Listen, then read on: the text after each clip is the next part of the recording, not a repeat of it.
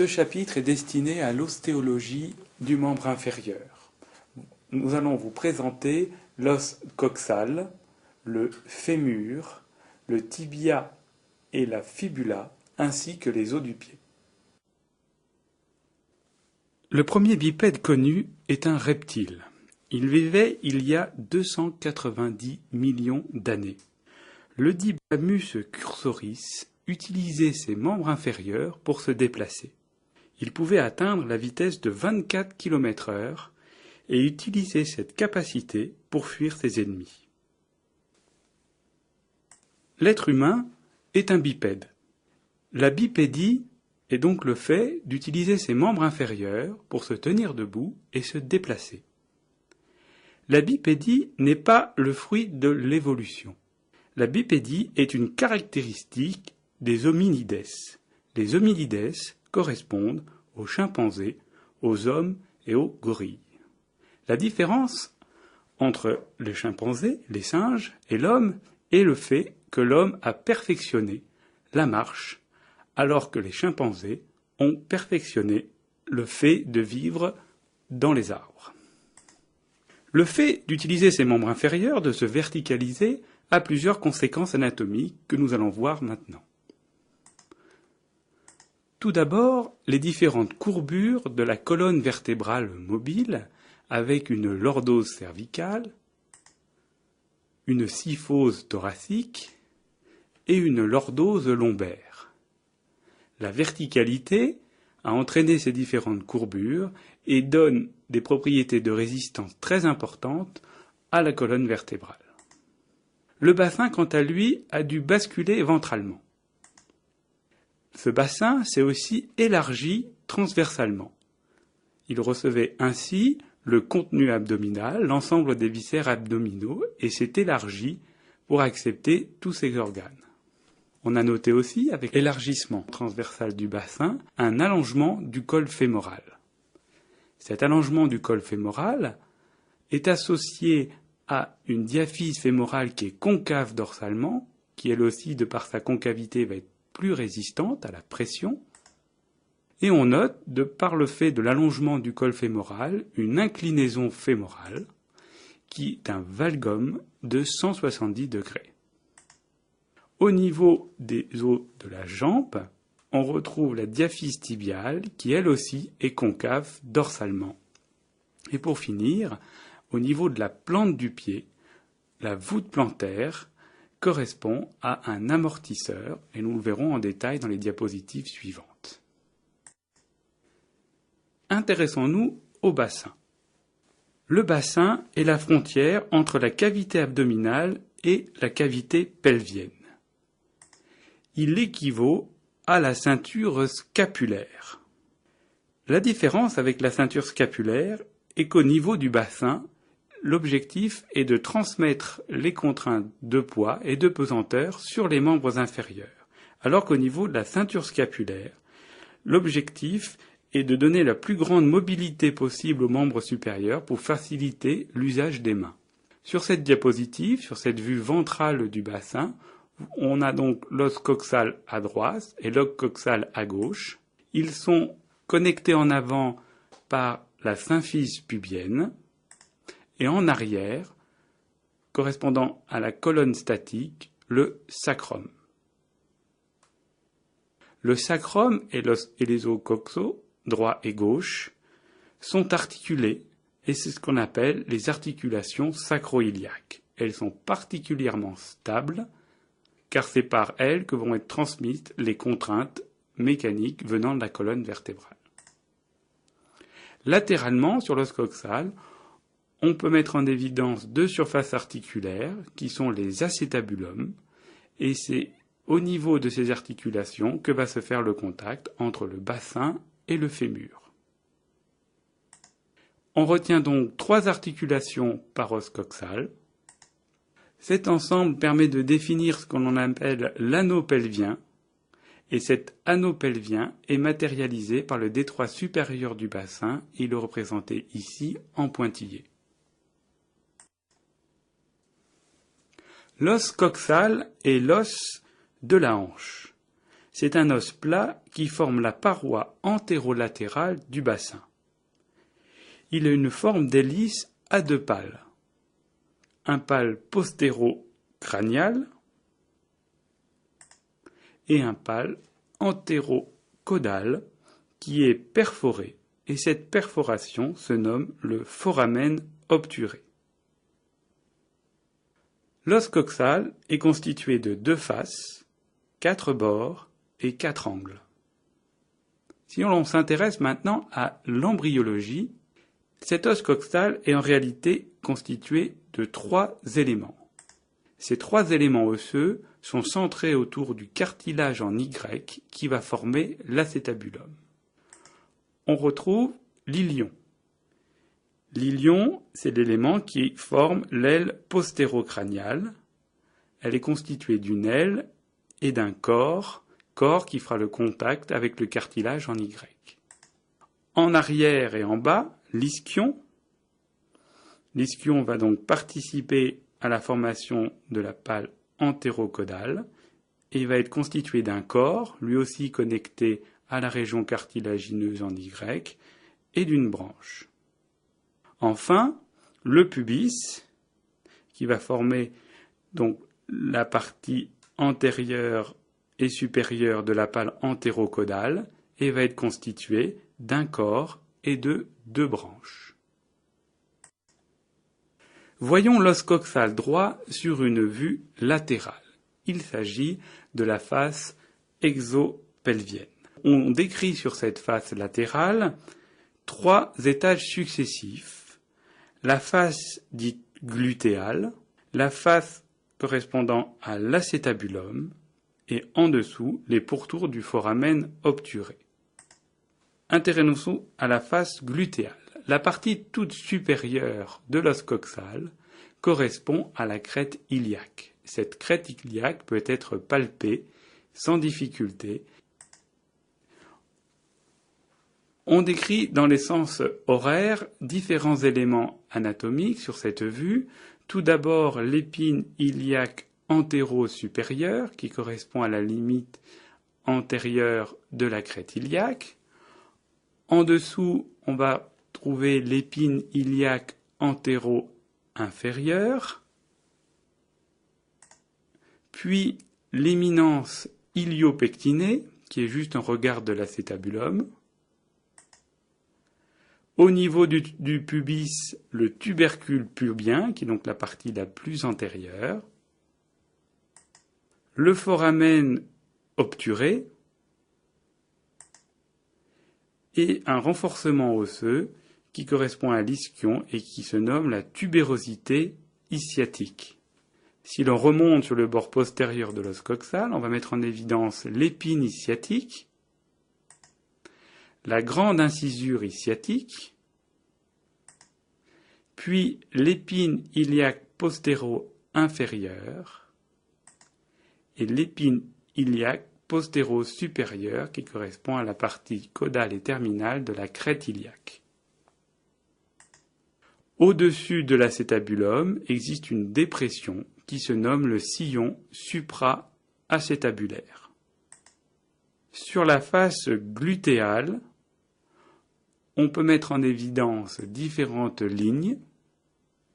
Une ligne glutéale postérieure, qui va donc de la grande échancrure jusqu'à la partie postérieure de la crête iliaque, une ligne glutéale antérieure, qui va partir lui aussi de la grande échancrure ischiatique et va être orientée en avant, et au-dessus du sillon supracétabulaire existe ce que l'on appelle la ligne glutéale inférieure.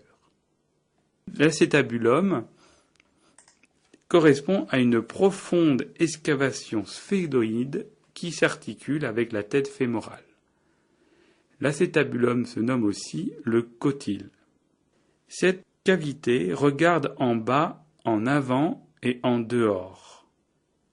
Elle est constituée de 2 parties, une partie périphérique encroûtée de cartilage qui se nomme la surface semi-lunaire, qui est concave en bas, et en son centre est constituée par une surface non cartilagineuse qui se nomme la fosse acétabulaire.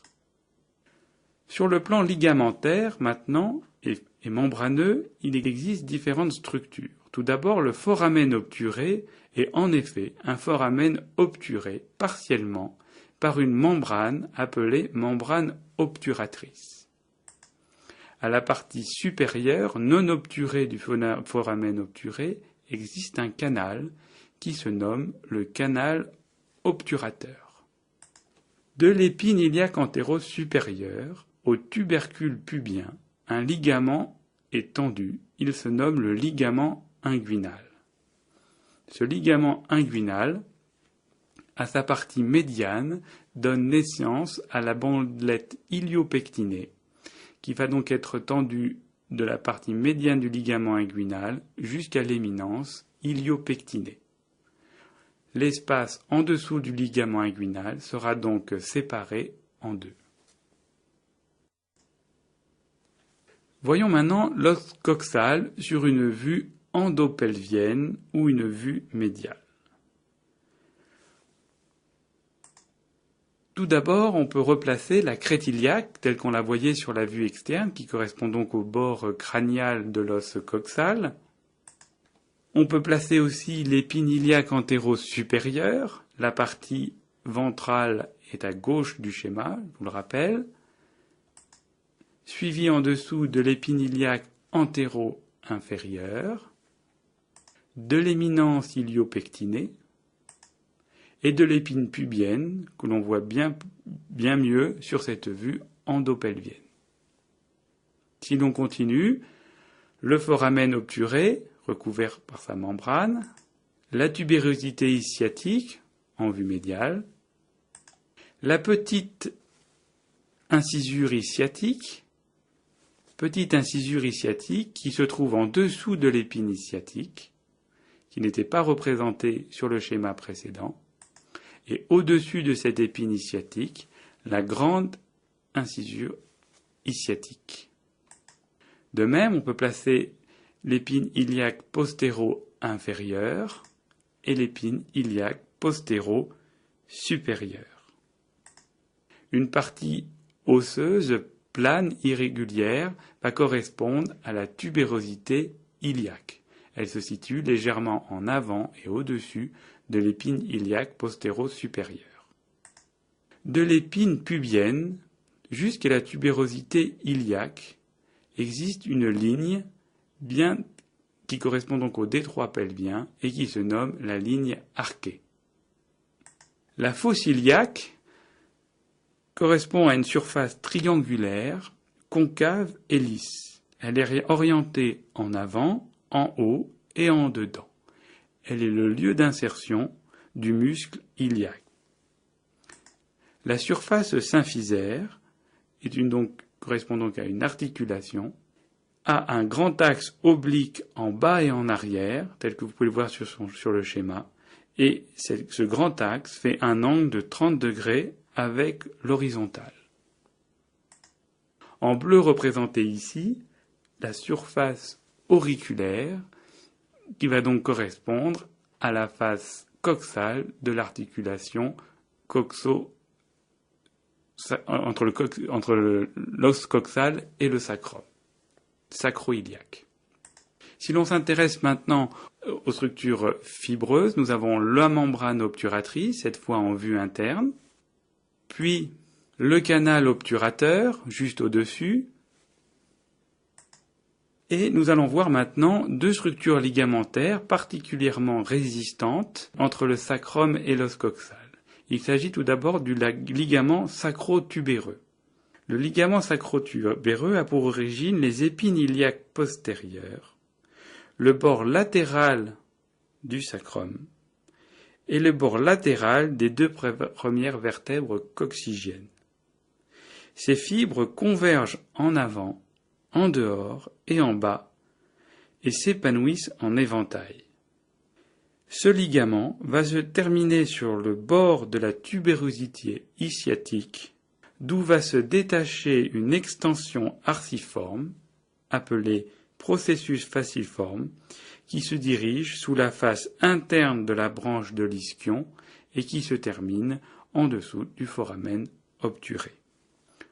L'autre ligament correspond au ligament sacro-épineux.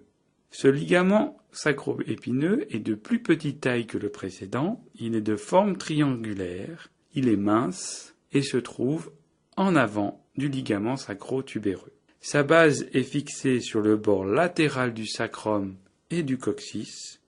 Son sommet se termine sur l'épine ischiatique. Enfin, on peut placer le ligament inguinal de l'épine iliaque antéro-supérieure à l'épine pubienne. Et enfin, la bandelette iliopectinée.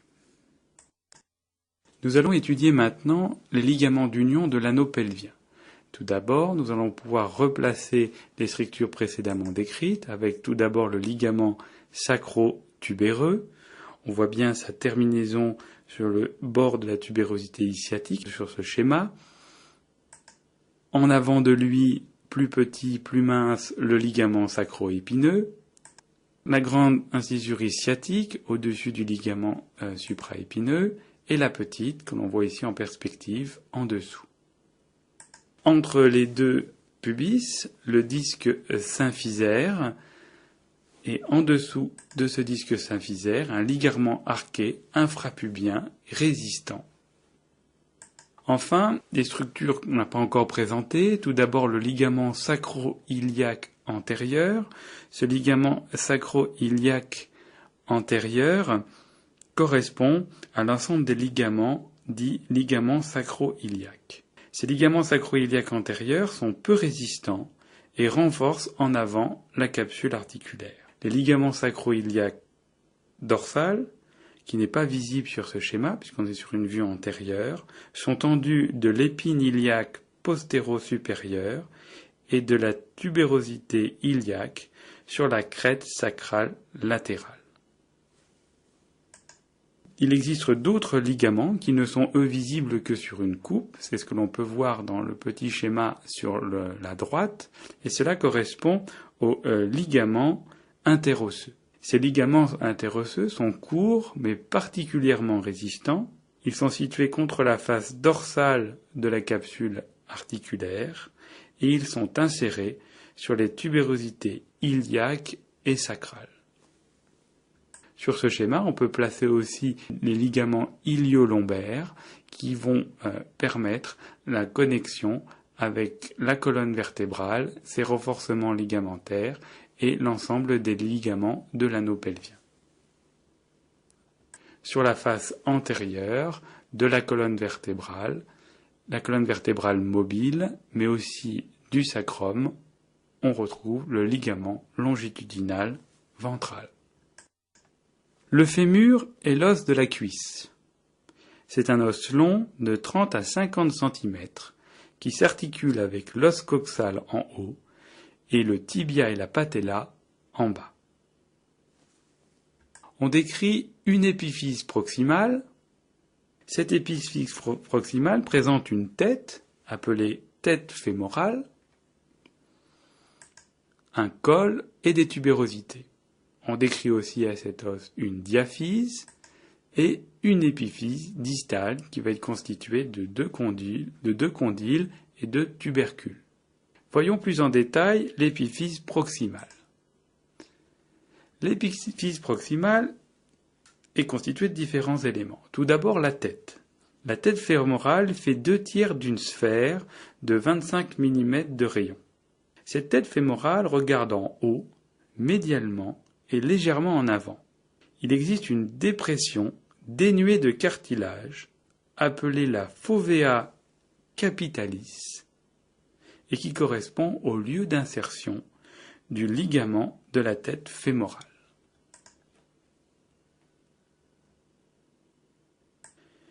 Faisant suite à la tête fémorale, le col fémoral, qui est cylindrique, aplati d'avant en arrière, et qui s'élargit latéralement.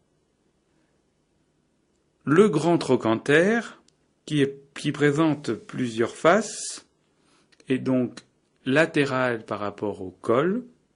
Il présente une face latérale qui est convexe, qui va être le lieu d'insertion musculaire, et une face médiale qui est concave et qui correspond à la fosse trochantérienne. La fosse trochantérique. Le petit trochanter, qui est lui sur le bord médial et plutôt postérieur, présente une base et un apex. Entre le petit trochanter et le grand trochanter existent différents reliefs osseux. À la face postérieure existe donc entre le petit trochanter et le grand trochanter la crête intertrochantérienne, alors que sur la face ventrale, le relief reliant le grand et le petit trochanter s'appelle la ligne intertrochantérique. La diaphyse présente à sa face dorsale une ligne appelée la ligne âpre. Cette ligne est saillante et rugueuse. À sa partie supérieure, cette ligne trifurque et va donc donner naissance à plusieurs lignes. Tout d'abord, la ligne spirale. Cette ligne spirale prolonge la lèvre médiale de la ligne âpre, contourne le bord médial du fémur et se termine sur la ligne intertrochantérique à la face ventrale du fémur. Cette partie supérieure de la ligne âpre va donner aussi naissance à la ligne pectinée qui va rejoindre le petit trochanter. Enfin, la troisième branche de cette trifurcation correspond à la tubérosité glutéale qui prolonge la lèvre latérale de la ligne âpre et rejoint le grand trochanter. À sa partie inférieure, cette ligne âpre présente une bifurcation, avec une ligne supracondylienne médiale et une ligne supracondylienne latérale. Ces deux lignes délimitent la surface poplitée. L'épiphyse distale est quant à elle plus étendue transversalement que l'épiphyse proximale. Sur sa face postérieure, on peut mettre en évidence deux condyles, médial et latéral, délimitant un espace appelé la fosse intercondylaire. Ces deux condyles s'articulent avec le tibia. Sur la face ventrale, en continuité avec la surface articulaire condylaire, se trouve la surface articulaire patellaire qui s'articule avec la patella. Elle est fléchée sur le schéma trochlée fémorale.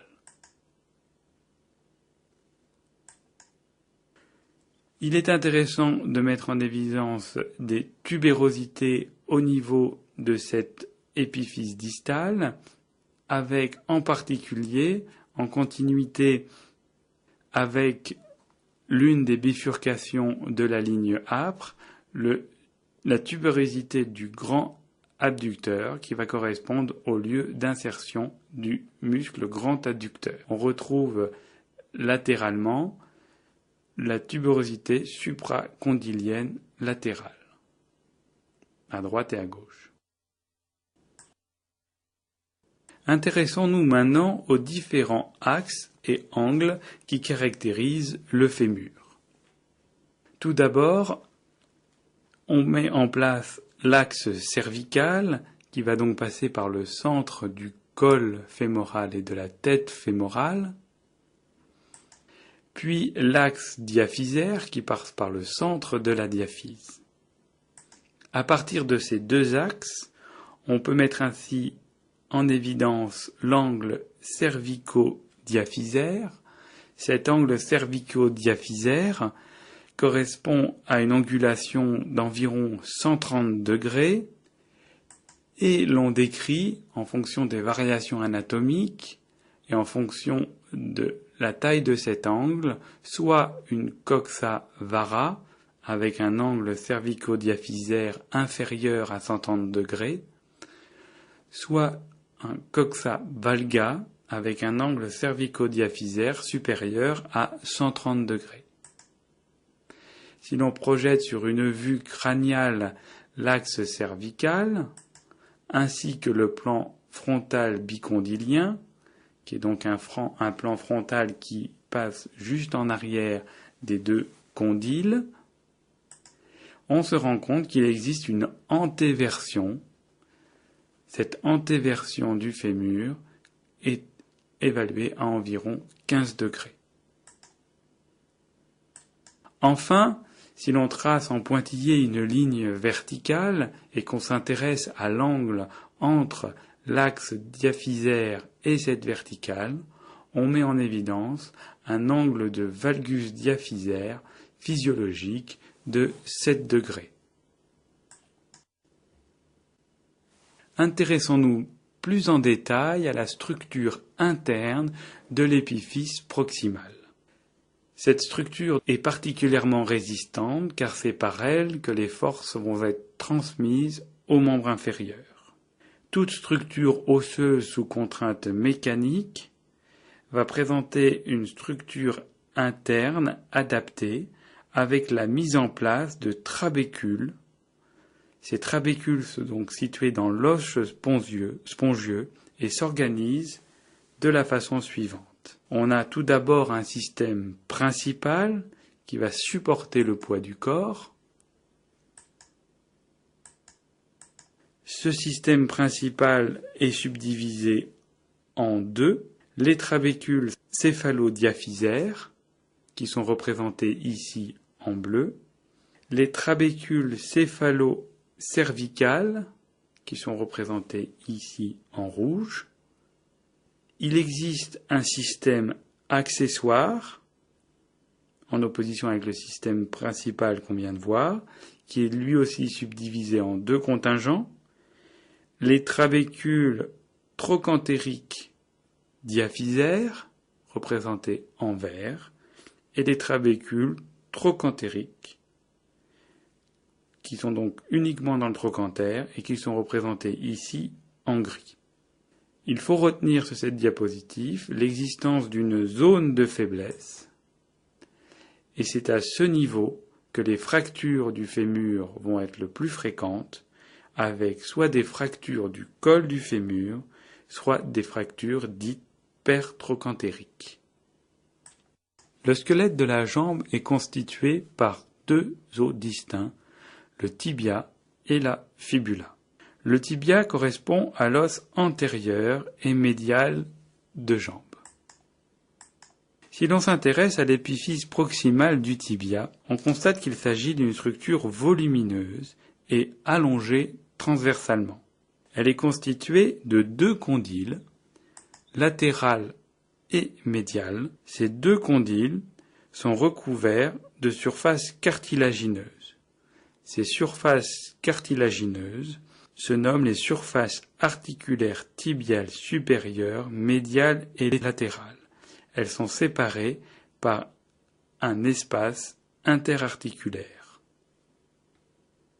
Entre ces deux surfaces articulaires, dans l'espace interarticulaire, existe une éminence osseuse qui correspond à l'éminence intercondylaire.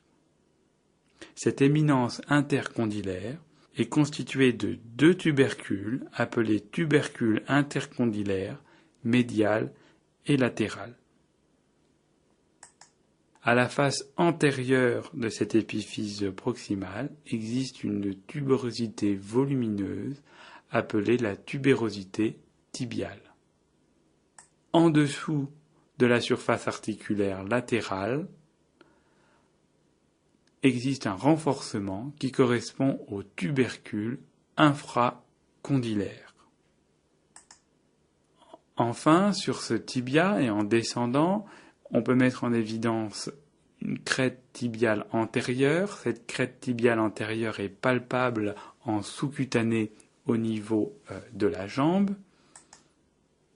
Et ici, l'on fait une coupe horizontale de ces deux structures osseuses. On peut mettre en évidence tout d'abord une lame interosseuse fibreuse et différentes faces au tibia, une face ventrale, une face médiale et une face dorsale. L'épiphyse distale du tibia est aplatie d'avant en arrière. La face antérieure du tibia prolonge la face latérale de la diaphyse. Sa face postérieure est convexe et prolonge la face postérieure de la diaphyse. Sa face médiale se prolonge par la malléole médiale. Cette malléole médiale est située plus haut que la malléole latérale.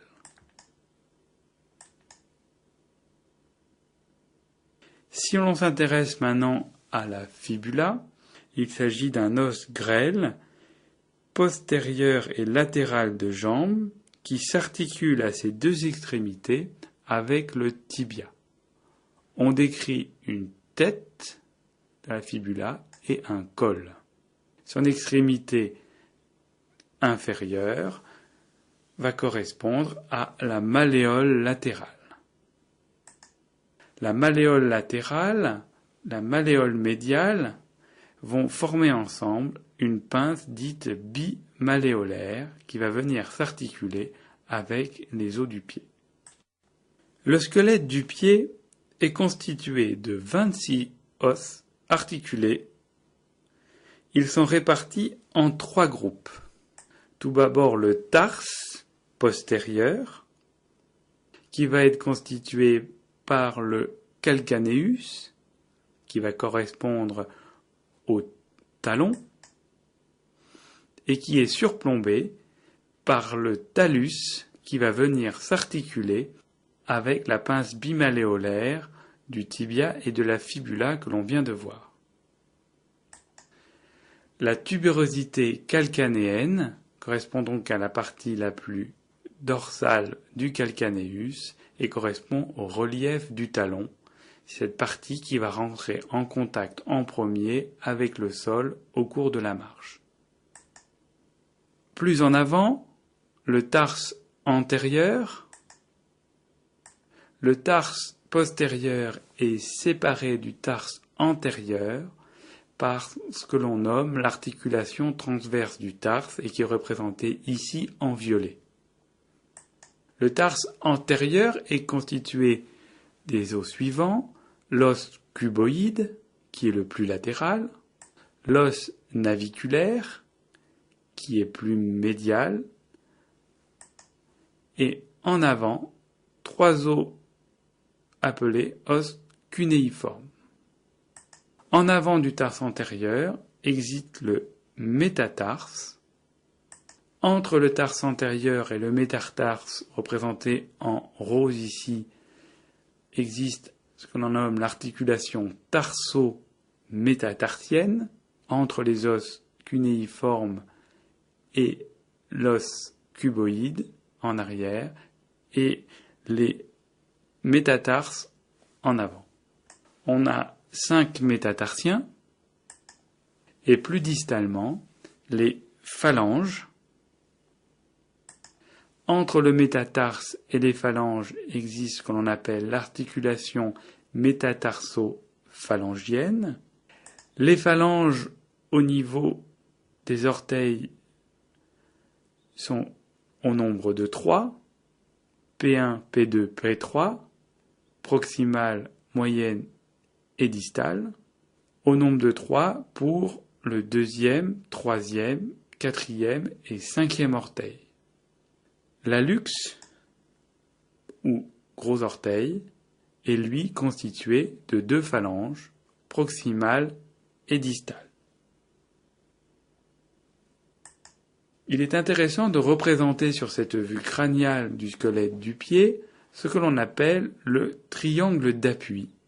Ce triangle d'appui a une extrémité dorsale qui correspond à la tubérosité calcanéenne et une base ventrale avec un angle au niveau de la tête du 5e métatarsien et de la tête du 1er métatarsien.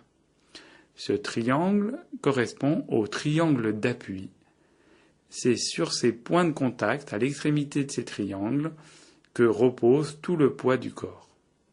En revanche, lors de la marche, le mouvement projette l'ensemble du poids sur ce qu'on appelle le triangle de propulsion.